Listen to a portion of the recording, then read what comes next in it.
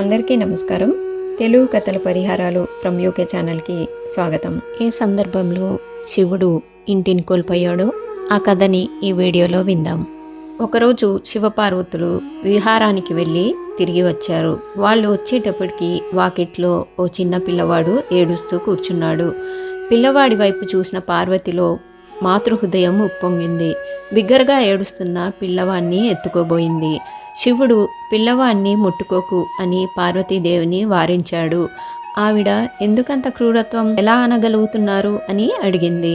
శివుడు పార్వతీదేవితో ఇలా అన్నాడు, ఈ పిల్లవాడు మంచి పిల్లవాడు కాదు. మన వాకిట్లో తనంతట తాను ఎలా ప్రత్యక్షమయ్యాడు? చుట్టుపక్కల ఎవరూ లేరు.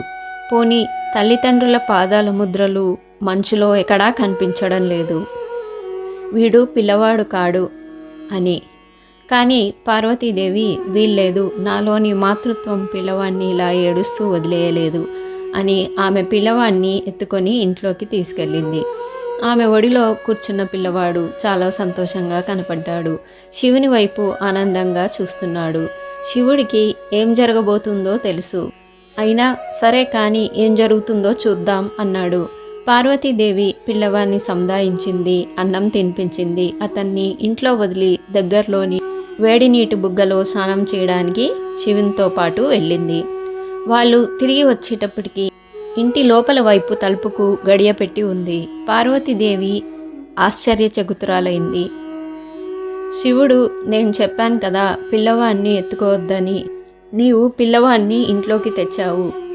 వాడు లోపల నుండి తలుపు గడియ పెట్టాడు. పార్వతీదేవి ఇప్పుడేం చేద్దాం అన్నది. శివుడికి రెండే మార్గాలు ఉన్నాయి. ఒకటి, ముందున్న దాన్నంతా దహించి వేయడం. రెండు, మరో నివాస స్థానం వెతుక్కోవడం.